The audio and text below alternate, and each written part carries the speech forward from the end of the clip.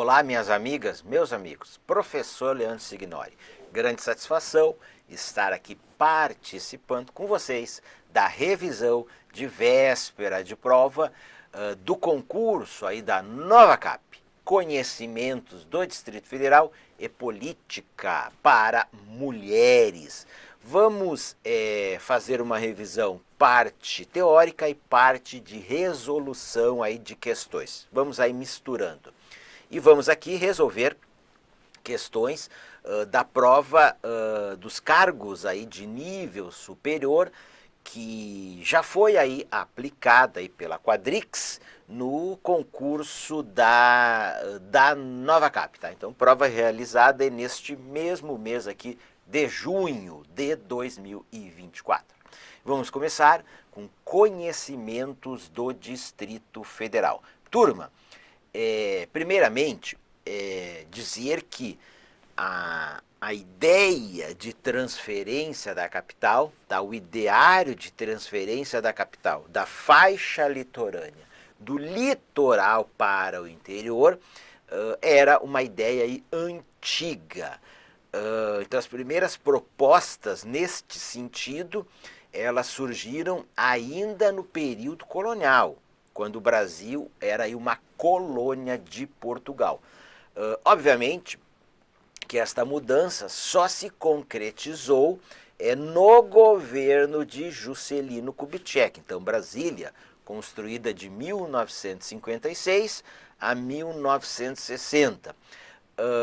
Mas então tivemos aí mais de um século, tá? Mais de um século de propostas e de defesa e de defensores da mudança da capital do litoral para o interior. Então, fatores que levaram à transferência da capital. Vem para a tela aqui comigo. Segurança nacional, capital litorânea vulnerável. Interiorização do povoamento e do desenvolvimento e integração nacional. Facilitação das comunicações. Argumentos de ordem política. No período colonial e no período imperial também, então forte esta ideia, esta argumentação de que a capital litorânea, então Rio de Janeiro, ela estava aí vulnerável ao ataque de uma força naval inimiga, de uma potência naval aí inimiga.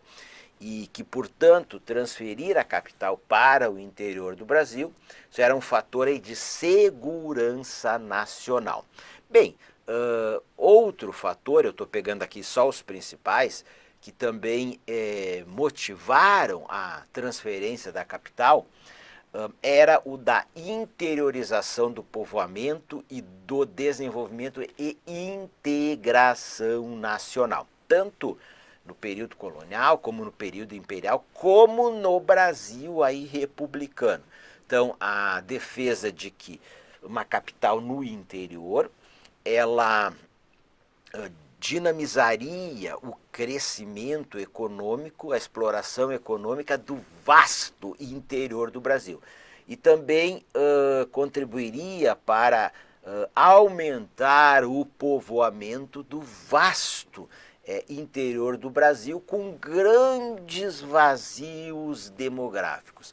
Facilitaria aí as comunicações entre aí a capital e capitais aí de províncias, né, mais distantes do Brasil no período imperial e depois estados, né, no período aí republicano. Então ela contribuiria para a integração física e política do território brasileiro. Avançamos. O nome Brasília, ele surge com José Bonifácio de Andrada e Silva. Então, o patriarca da independência, que na Assembleia Constituinte do Império Brasileiro, então a primeira Constituição do Brasil, né, 1824, fez 200 anos em 2024. Então nós tivemos o quê? Uma Assembleia Constituinte para elaborar essa Constituição. E nesta Assembleia, o José Bonifácio de Andrada e Silva apresentou a proposta da mudança da capital do litoral para o interior e sugeriu o nome Brasília ou Petrópole para a nova cidade. Sugeriu que a nova capital fosse instalada na comarca de Paracatu do Príncipe, em Minas Gerais, atual município aí de Paracatu. Bem, essa Assembleia Constituinte acabou sendo aí fechada pelo imperador Dom Pedro I, que não gostou do que a Assembleia estava decidindo, né? De descentralizar o poder, de mais poderes e autonomia para as províncias e mais controle aí ao poder do imperador. Então ele não gostou, deu um golpe de Estado, fechou a Assembleia, inclusive outorgou, né, uma Constituição no Brasil em que nós tínhamos um quarto poder, o poder moderador, que era ele, o imperador, que estava acima aí dos demais poderes. Seguimos. Em 1889, o Brasil se torna um país independente. Aliás, uma república independente em 1822. Então, 1889, proclamação da República, e aí 1891, promulgada a primeira Constituição Republicana, que incorporou expressamente o tema da mudança da capital. Artigo 3º da Constituição. Fica pertencendo à União no Planalto Central, uma zona de 14.400 km², que será oportunamente demarcada, para nela estabelecer-se a futura capital federal. Então, incorporou o local que se sugeria à época para a construção da nova capital, o Planalto Central. Então, terras que passaram a pertencer aí à União. Então, essa zona de 14.400 km² seria oportunamente demarcada. Cuidado, nós já tivemos aí questão de prova dizendo que a Constituição de 1891 estabeleceu que essa zona seria imediatamente demarcada. Cuidado com pegadinhas.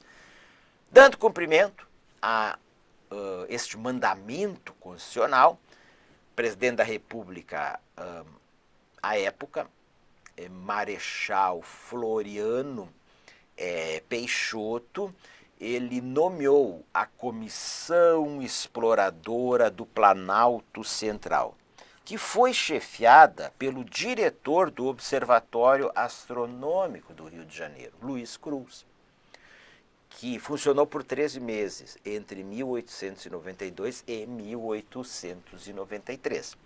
Então, ficou conhecida como Missão Cruz, tá? E esta missão, ela demarcou no Planalto Central uma zona de 14.400 km², tá? Onde hoje nós temos o atual aí, Distrito Federal, que tem uma área territorial menor, 5.760 km².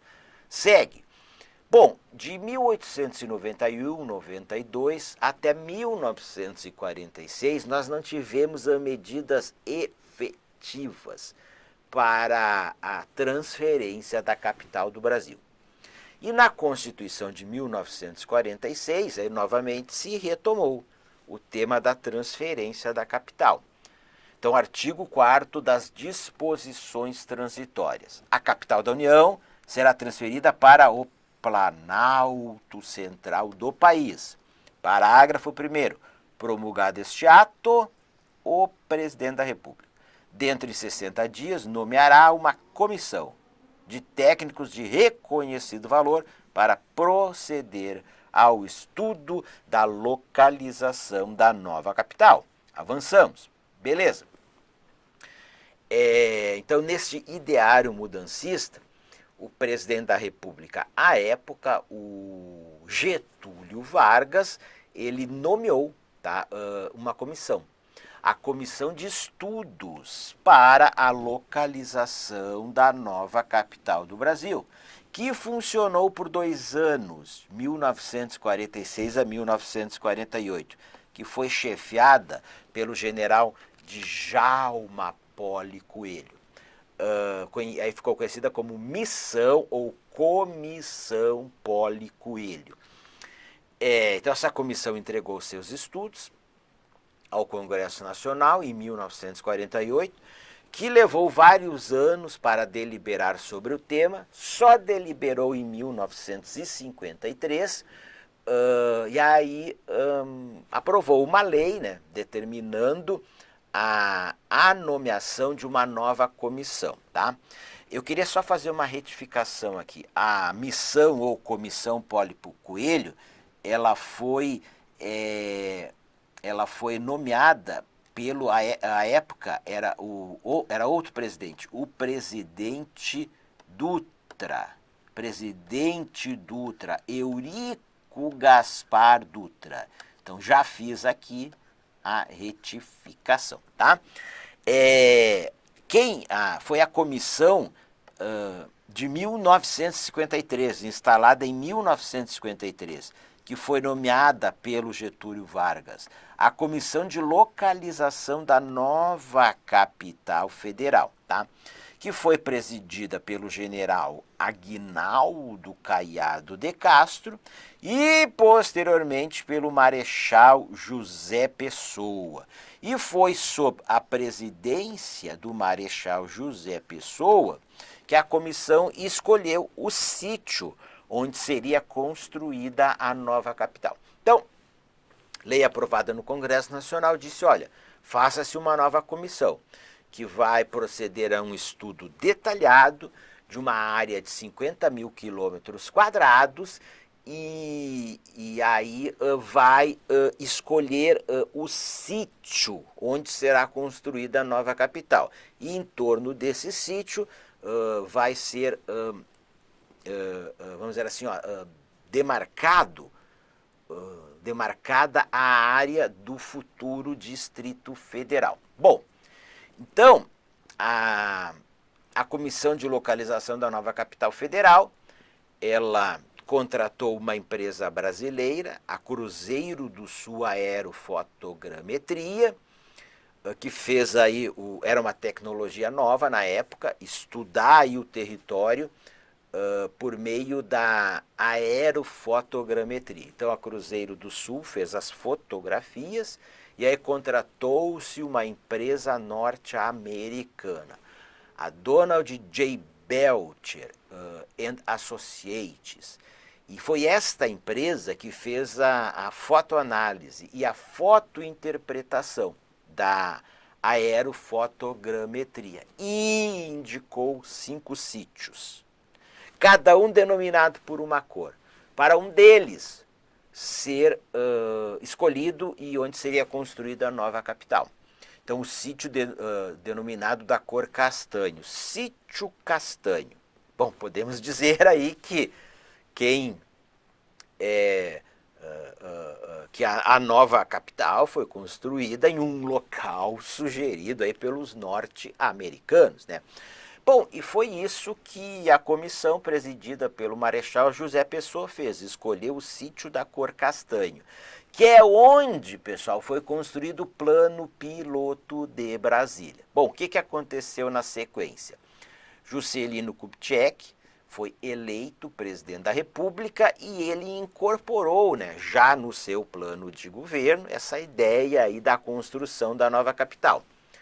Aí enviou um projeto de lei que foi aprovado no Congresso Nacional, e esse projeto de lei, entre outras medidas, ele deu o nome de Brasília para a nova capital, demarcou a área do atual, na época, futuro Distrito Federal, e criou a Companhia Urbanizadora da Nova Capital, Nova Cap, que ficou responsável pela construção de Brasília nos seus diversos aspectos, que teve como presidente Israel Pinheiro. E turma, e foi a Nova Cap que, enfim, contratou as empreiteiras, que fez ali todo o gerenciamento da obra. Então, era responsável por fornecer energia elétrica, saneamento e, enfim, para os acampamentos, né, ali de trabalhadores que estavam construindo a nova capital, certo?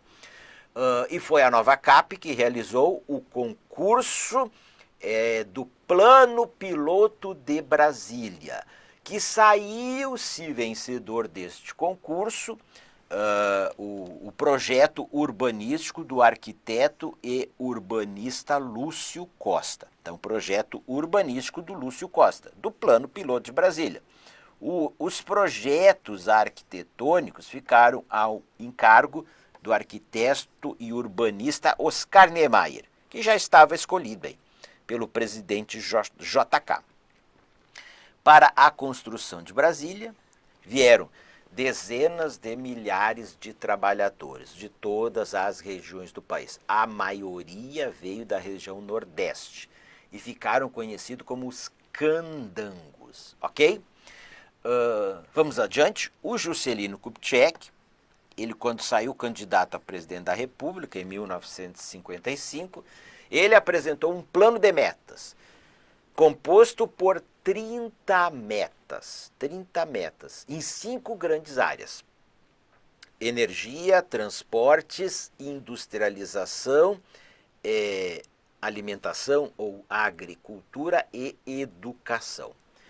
E já no início da campanha, ele incorporou uma 31ª meta ao seu plano de metas, a construção da nova capital, que aí ele disse que era a meta síntese aí do seu plano de metas, a 31ª meta. Seguimos, avançamos, olha aí, ó, questão de prova, concurso da Nova Cap de 2024, criada em 1956, para gerenciar e coordenar a construção da futura nova capital. A Nova Cap, após a inauguração de Brasília, passou a dedicar-se apenas à manutenção dos parques e dos jardins do Distrito Federal. Pessoal, cuidado, está errado. Cuidado com estas questões que têm palavras com sentido de totalidade. Apenas, somente, unicamente, exclusivamente, é consenso, é grande a possibilidade da questão estar errada. Então a Nova Cap, ela foi criada, na época ela fazia tudo, tá? Como eu disse, né, contratava ali as empreiteiras para a construção de Brasília, demarcava terras, implantava loteamentos, administrava as terras do Distrito Federal, fornecia energia elétrica, saneamento, serviços aí de infraestrutura, serviços públicos diversos, certo? Bem, após a inauguração da nova capital e com o tempo, várias das funções que a Nova Cap exercia foram passadas a outros órgãos e entidades do governo do Distrito Federal, como a administração das terras, que passou para a Terra Cap, o saneamento, que passou para a CAESB, né, Água e Esgotamento Sanitário, a CAESB, Companhia de Saneamento do Distrito Federal, a geração de energia elétrica, né, para a SEB, que inclusive foi privatizada, atualmente está privatizada, as centrais elétricas aí de Brasília. Mas a Nova Cap, na atualidade, uma das suas atribuições é a manutenção dos parques, dos jardins, da arborização do Distrito Federal. Mas não é a única. Ela está diretamente ligada à Secretaria de Obras e ela é o principal braço executor de obras de interesse aí do governo do Distrito Federal. Então ela executa uma diversidade aí de obras públicas também. Seguimos, mais uma questão. Concurso Nova Cap 2024. Rapidamente, hoje a cidade transcende a relevância política e administrativa para se tornar um ícone da riqueza cultural brasileira, da arquitetura e urbanismo singulares, com eixos concebidos por Lúcio Costa e monumentos criados por Oscar Niemeyer, transformou-se em patrimônio mundial. Sim, patrimônio cultural da humanidade. Então, magnetizando visitantes de todos os cantos do planeta. Gente, então Brasília, patrimônio cultural da humanidade.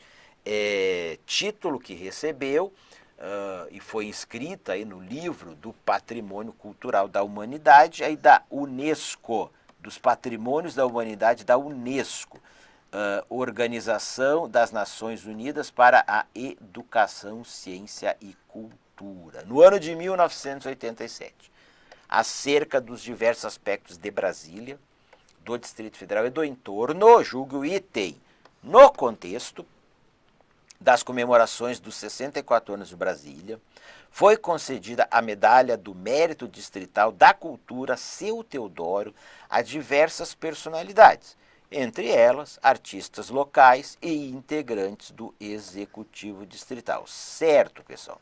Então, a Medalha do Mérito Cultural Seu Teodoro, ela foi instituída por decreto no ano de 2020, tá? E foi a forma encontrada para prestar tributo ao centenário de Teodoro Freire, que faleceu em 2012, aos 91 anos, um dos ícones aí da cultura de Brasília, que ele foi responsável por trazer o quê?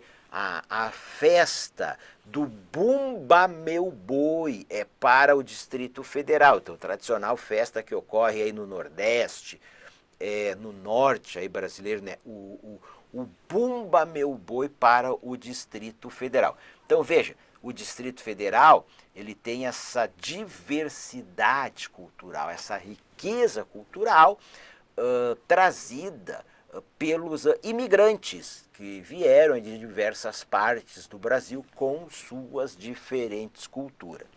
Então, a festa do Bumba Meu Boi, essa festa do batismo do boi, ela ocorre anualmente no dia 23 de junho, dia de São João, pessoal, onde no Centro de Tradições Populares Boi Seu Teodoro, em Sobradinho, na região administrativa de Sobradinho. Seguimos. Mais uma questão aqui de prova, ó. Os núcleos urbanos de Planaltina e Braslândia, pré-existentes à construção de Brasília e à constituição do atual Distrito Federal, são cidades históricas, nas quais o poder público impôs restrições à urbanização, com vistas à preservação de seu patrimônio. Pessoal, está errado. Professor, onde está o erro? Aqui, ó, pessoal. Nas quais o poder público impôs restrições à urbanização, com vistas à preservação de seu patrimônio histórico. Primeiramente, Braslândia e Planaltina, cidades pré-existentes à construção de Brasília. Quando se iniciou as obras da construção de Brasília, estas cidades já existiam. Braslândia era um distrito do município de Lusiânia. E Planaltina era a sede do município goiano de Planaltina, Lusiânia também. O Distrito Federal foi formado com terras desmembradas dos municípios de Lusiânia, Planaltina e Formosa, municípios goianos do entorno. Perfeito, mas estas restrições à urbanização, em vistas aí da preservação do patrimônio cultural, no caso o patrimônio urbanístico e arquitetônico, elas existem o quê? No plano piloto de Brasília, tombado, como patrimônio histórico pelo IPHAN, Instituto do Patrimônio Histórico e Artístico Nacional. E aí, declarada aí como patrimônio da humanidade, aí, cultural da humanidade pela Unesco, certo? Perfeito, mas gravem aí, Planaltina e Braslândia eram cidades pré-existentes à construção de Brasília. Seguimos mais uma questão. Deixa eu só, pessoal, tirar a numeração dela, tá? Que eu peguei aqui de uma lista de questões minha. Tá? Então, Quadrix, SEDF, Secretaria de Estado de Educação do Distrito Federal de 2022. Vamos verificar aqui, pessoal.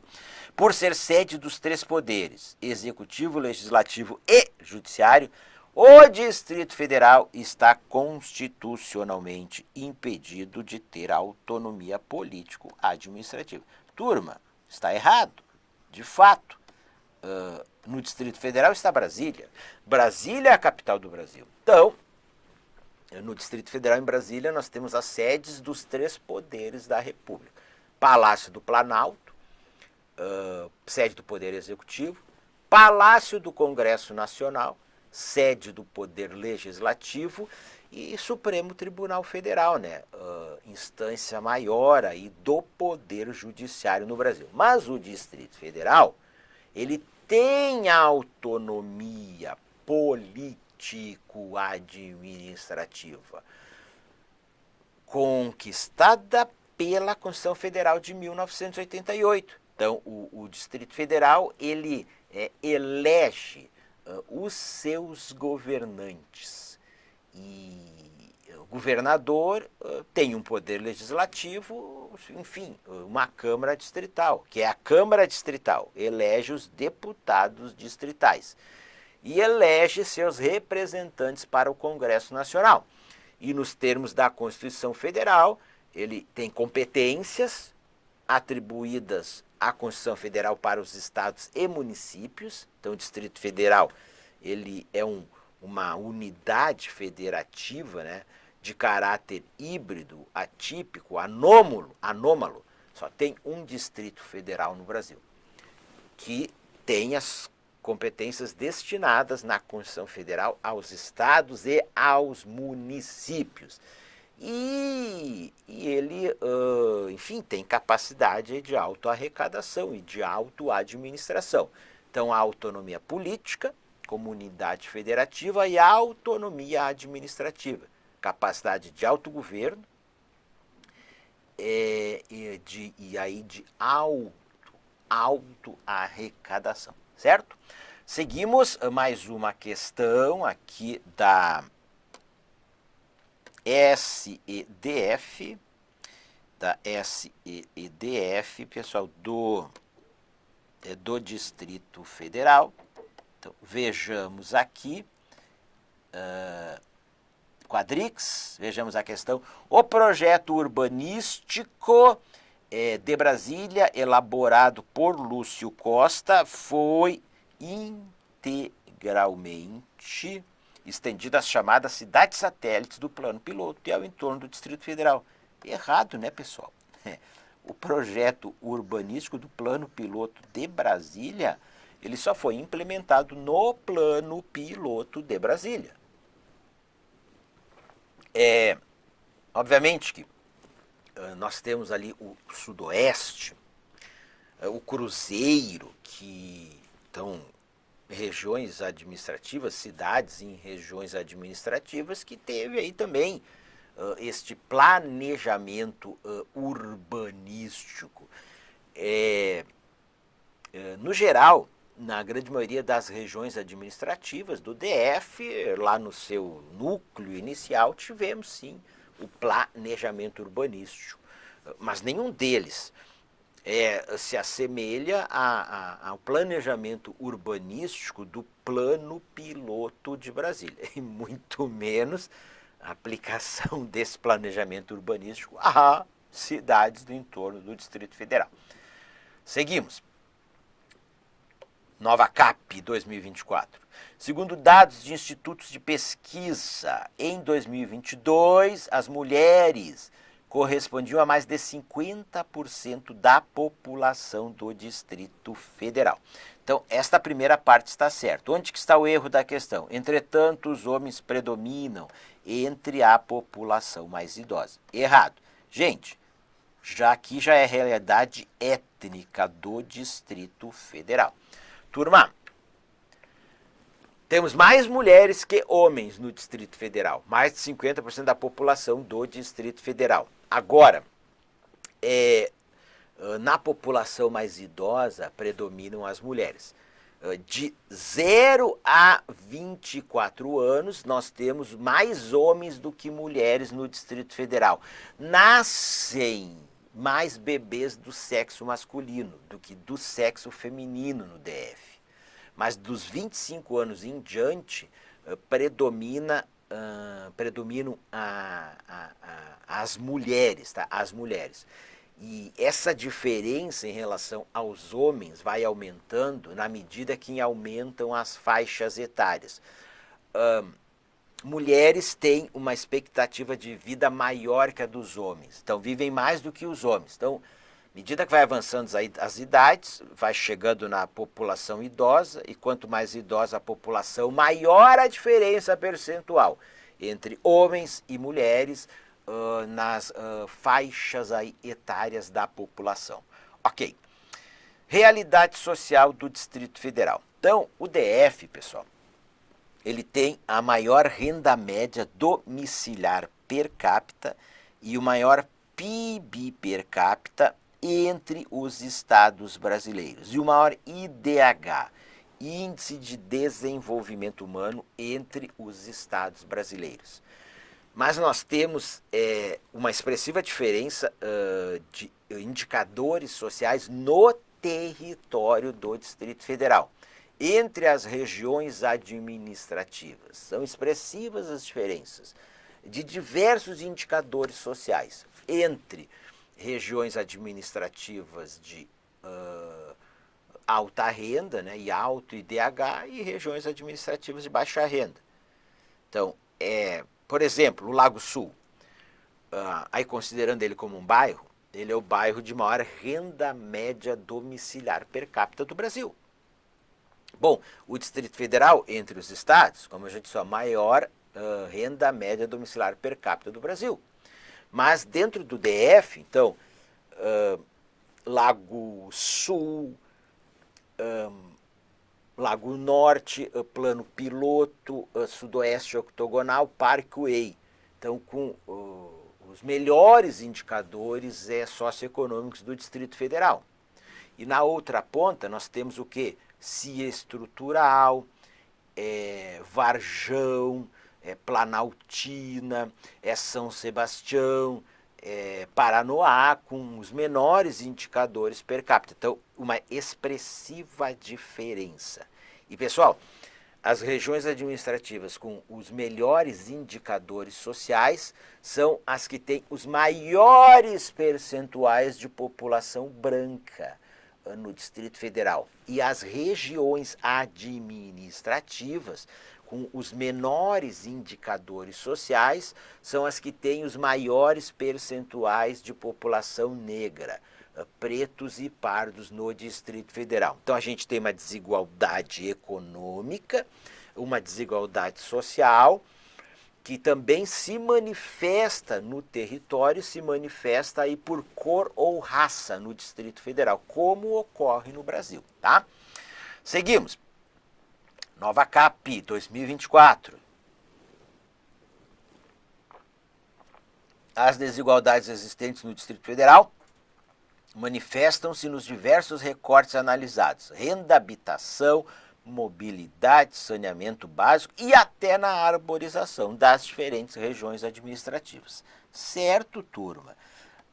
Então, regiões administrativas de população de maior renda, então, na medida que a renda vai da maior para a menor renda, mas nessas de maior renda, até na arborização, você tem mais árvores por habitante, você tem mais metros quadrados de área verde aí por habitante. Então, as desigualdades, elas se manifestam em todas as áreas do serviço público e em múltiplas escalas. Seguimos. Vamos lá agora, realidade da geografia física do Distrito Federal. Vegetação, o cerrado, vegetação original da maior parte do território do Distrito Federal, apresenta-se como uma savana pobre em fauna e flora, destoando assim do restante do país, que apresenta elevada biodiversidade. Turma, está errado. Então, o cerrado é um bioma do tipo savana, nos biomas mundiais. Então, o cerrado é a savana brasileira e ele, cerrado é a savana com a maior biodiversidade, diversidade de espécies no mundo. Então, o cerrado é um ecossistema, é um bioma rico em diversidade. E também é um dos hotspots mundiais aí do planeta Terra. Então, o que são esses hotspots? São ecossistemas com grande diversidade de espécies e de endemismo, espécies que só existem naquele ecossistema, que estão muito ameaçados de extinção. Então, mais da metade do cerrado brasileiro já foi desmatado. Ele, em 2023, e segue em 2024, ele é o bioma com maior desmatamento no Brasil, superou a Amazônia, tá? 2023 o cerrado bateu recorde de desmatamento aí no Brasil. Então nós temos dois hotspots da humanidade aí no Brasil, então, o cerrado e a Mata Atlântica. Seguimos. Clima. O clima do Distrito Federal é predominantemente tropical de altitude, com as 4 estações bem definidas e pluviosidade caracterizada pela sazonalidade. Turma, então está errado. O que está certo nessa questão? Primeiro, o clima do Distrito Federal é o tropical típico, tá? Não é tropical aí de altitude. Tropical com 2 estações bem definidas. Então, uma estação chuvosa, que é o verão, que é a estação de maiores temperaturas, e uma estação seca, que é o inverno, que é a estação aí de menores temperaturas médias. Então, sazonalidade bem marcada em relação à pluviosidade, à chuva, uma estação chuvosa e uma estação seca. Então, o clima é tropical típico, verão chuvoso e inverno seco. Ou clima tropical subúmido. Por que subúmido e não úmido? Porque tem uma estação chuvosa e uma estação seca. Então, não tem chuvas o ano todo. Então, é um tropical úmido, subúmido.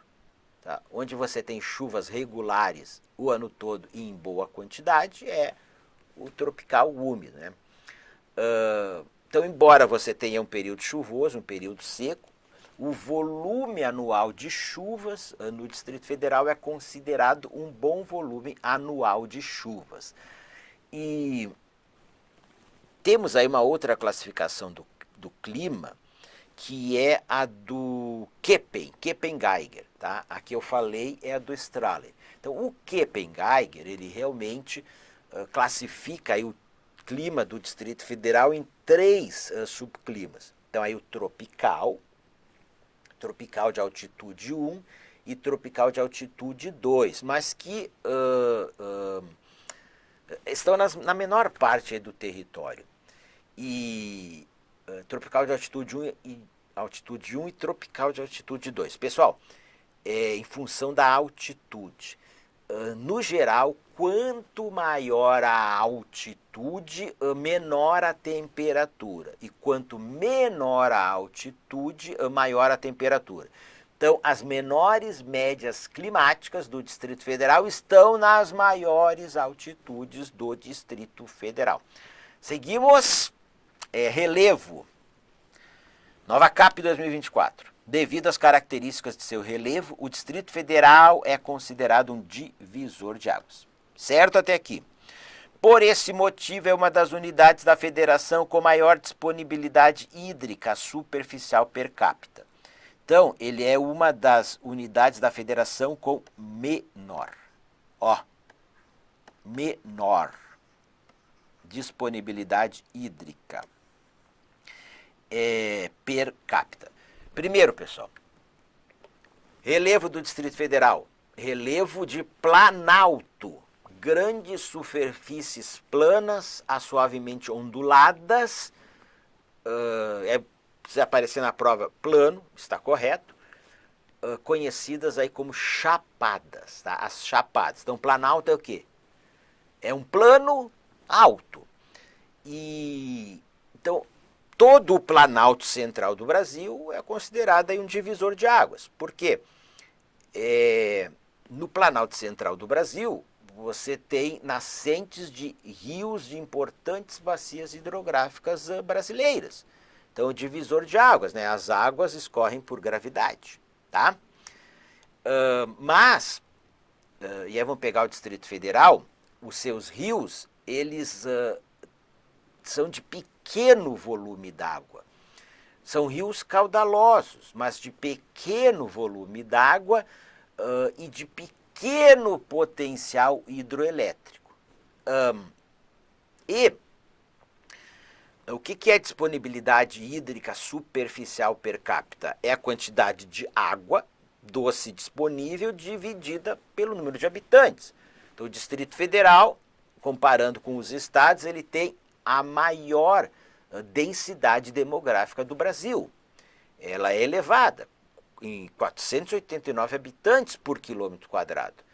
E, como eu disse, não temos rios caudalosos com grande volume d'água. Então, a disponibilidade hídrica por habitante no Distrito Federal ela é baixa. É uma das menores aí do Brasil. Seguimos.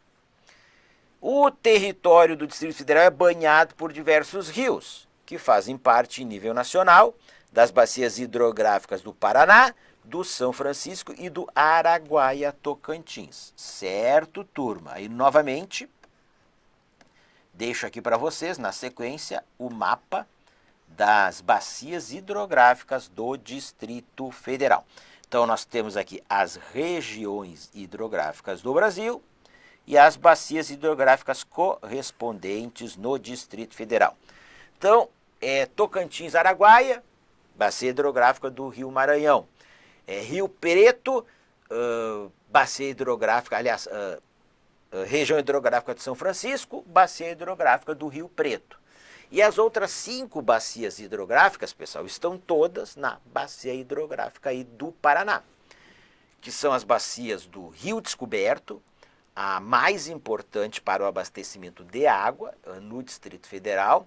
Então, Rio Descoberto, Lago Paranoá, única em que toda a sua área territorial está dentro aí do Distrito Federal, a do São Bartolomeu, maior área territorial no Distrito Federal, Corumbá e São Marcos, a de menor área territorial no Distrito Federal. Rio Preto, então você tem uma grande utilização agrícola, tá, nesta bacia hidrográfica. A do São Bartolomeu também, tá? Mas a do Rio Preto é mais expressiva. E a do Rio Maranhão é com maior potencial de ecoturismo aí do Distrito Federal. RID, Região Integrada de Desenvolvimento do Distrito Federal e do entorno. Vem para a tela aqui. Primeira RID a ser criada no Brasil.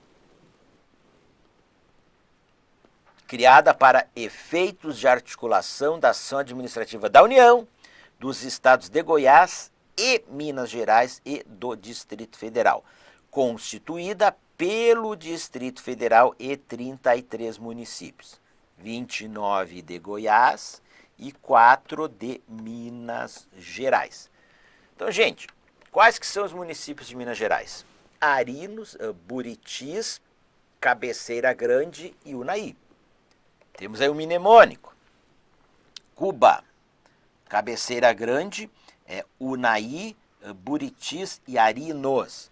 E Cabeceira Grande é o único município de Minas Gerais que limita-se, está na divisa aí do território do Distrito Federal com Minas Gerais. Mais um tema aí que é bastante cobrado em prova. Ó. Municípios que vierem a ser constituídos a partir de desmembramento de território de município integrante da RID passarão a compor automaticamente a região integrada de desenvolvimento do Distrito Federal e entorno.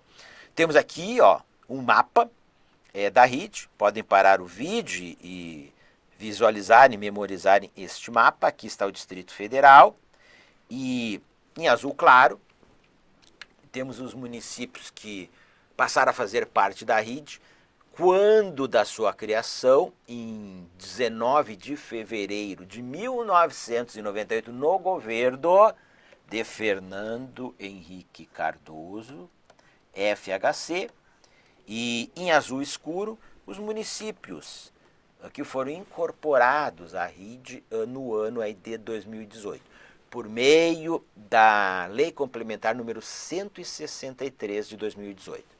Então, observe, um município que surgir a partir de desmembramento de território de município que faz parte da RID, esse novo município passará a fazer parte automaticamente da RID. Os outros municípios, tá?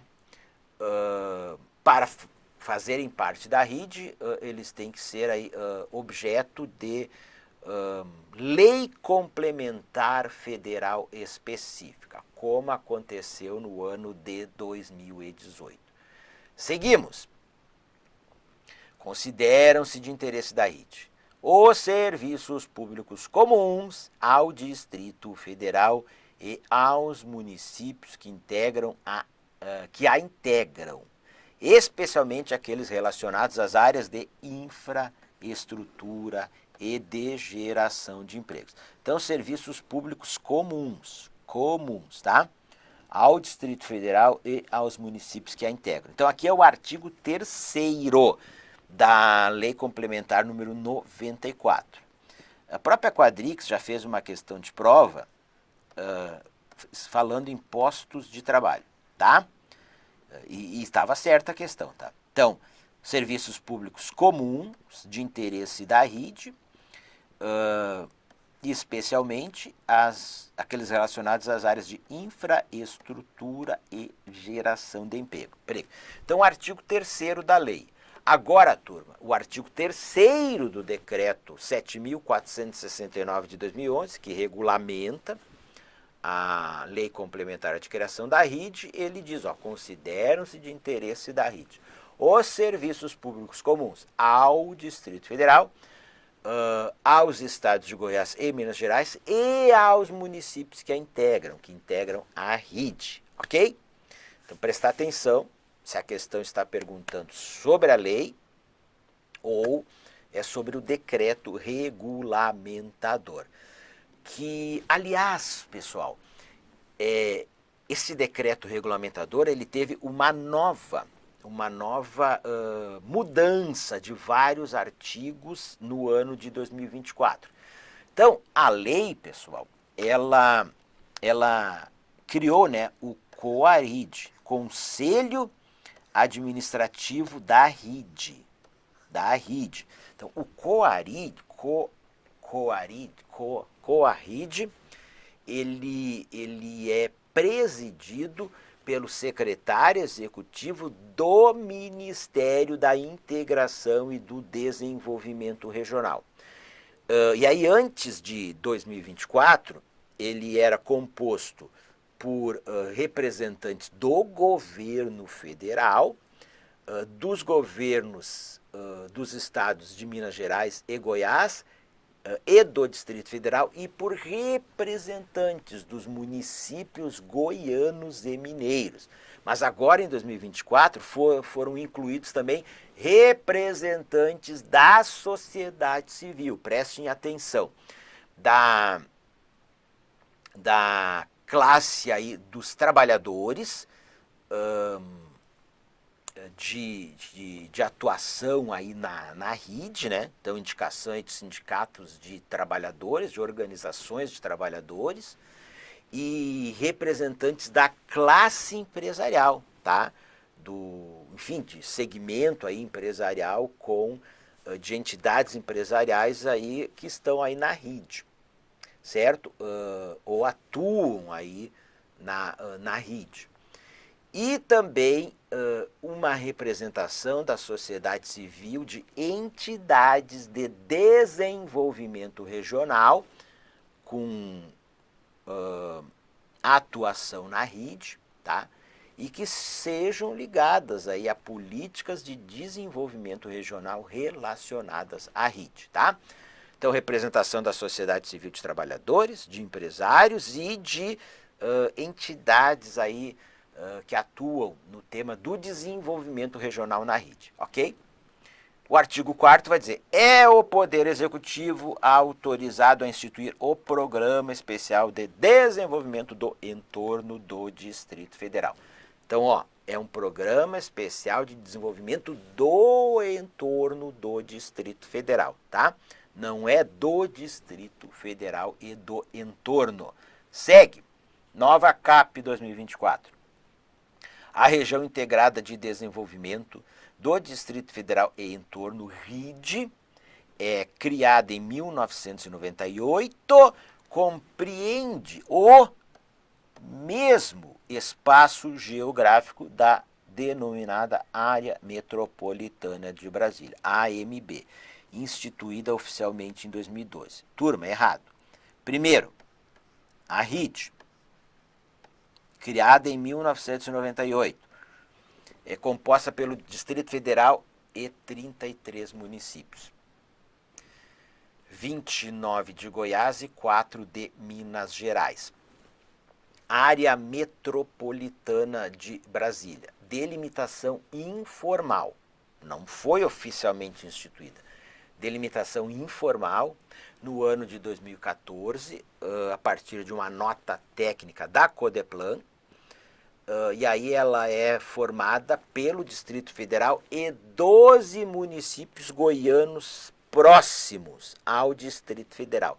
E que com o Distrito Federal tem um alto nível de integração, desenvolvem aí relações metropolitanas. Seguimos.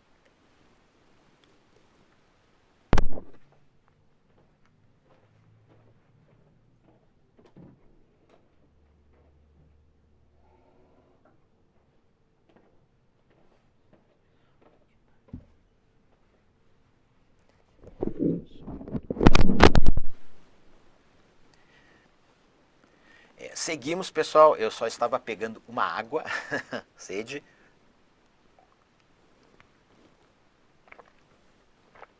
Reta final da nossa revisão. Então, Plano Distrital de Políticas para Mulheres. Na prova dos cargos de nível superior da nova CAP, nós tivemos 9 questões. 6 de conhecimentos do Distrito Federal e 3 do Plano Distrital de Políticas para Mulheres. E aposto que vai ser o mesmo número de questões, tá? Com a mesma distribuição aí de questões. Então vem para a tela aqui comigo. Então vejamos, Plano Distrital de Política, ou de Políticas, né, para Mulheres, né? O nome correto é Plano Distrital de...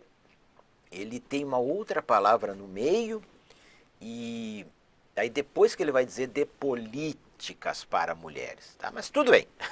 Nos editais aparece política para mulheres, políticas para mulheres, plano distrital de políticas para mulheres, é o segundo PDPM, pessoal. Segundo PDPM, com vigência de 2020 a 2023. Mas, professor, já estamos no ano de 2024. Beleza. Enquanto não se elaborar o novo plano, as provas vão seguir perguntando sobre o segundo PDPM, tá? 2020 a 2023. Então, o plano, ele reúne propostas elaboradas por órgãos governamentais, não governamentais e sociedade civil para garantir a igualdade das mulheres e combater a discriminação de gênero. Turma, então, ó, é um plano que visa o quê? Garantir a igualdade das mulheres em relação aos homens. É igualdade. e são propostas relacionadas às mulheres, não aos homens do Distrito Federal, e combater a discriminação de gênero entre homens e mulheres. Então, a elaboração do documento foi coordenada pela Secretaria da Mulher. O plano foi aprovado por meio do decreto número 42.590, de 7 de outubro de 2021, que instituiu o Comitê de Articulação e Monitoramento. Qual que é a função desse comitê? O nome já diz monitorar a implementação do plano, tá? Não é um comitê executivo que vai implementar o plano. Essa implementação, ela se dá aí por secretarias, tá? Órgãos e entidades governamentais do Distrito Federal, em especial a Secretaria da Mulher. Avançamos. Então, a base construtiva do plano considerou a temática apresentada em 17 documentos internacionais, nacionais e distritais, em especial os 17 Objetivos de Desenvolvimento Sustentável da ONU, com destaque para o objetivo 5º, alcançar a igualdade de gênero e empoderar todas as mulheres e meninas. 9 eixos, pessoal, 9 eixos. Eu vou fazer aqui a leitura com vocês. Quem não decorou, decore os 9 eixos. Por quê?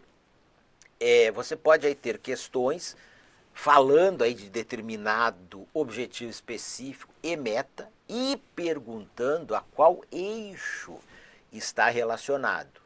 Ou até trazendo um tema relacionado aí à questão da mulher no Distrito Federal e perguntando, este tema relaciona-se a qual eixo? Aí vai listar lá os eixos do PDPM, você tem que assinalar o correto.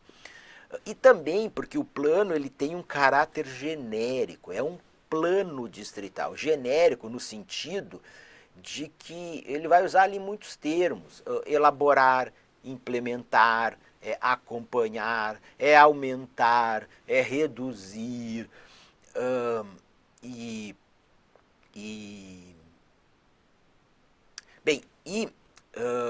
vai ter muitas questões que vem. Citei muitas questões que vem perguntando, ela pega lá um objetivo, uma meta específica, aí diz, está relacionada a qual eixo temático. Então, algo, por exemplo, sobre a violência contra a mulher. Deve perguntar de qual eixo temático. Então, decorando aqui os 9 eixos temáticos, você vai pela lógica, bota o tico e o teco para funcionar, tá? No cérebro, raciocina, e você consegue responder aí questões, porque é muito grande, tá, pessoal, o número de metas e objetivos específicos aí no plano. Então são 138 páginas, né? Você vai decorar aí 138 páginas, né? Vamos lá fazer a leitura aqui comigo. Eixos do PDPM do Distrito Federal. 1. Igualdade no mundo do trabalho e autonomia econômica. 2. Educação para igualdade. 3. Saúde integral das mulheres, direitos sexuais e reprodutivos. 4. Enfrentamento de todas as formas de violência contra as mulheres. 5. Participação das mulheres nos espaços de poder e decisão. 6. Igualdade para as mulheres rurais. 7. Cultura, esporte, comunicação e mídia. 8. Enfrentamento do racismo, sexismo, lesbofobia e transfobia.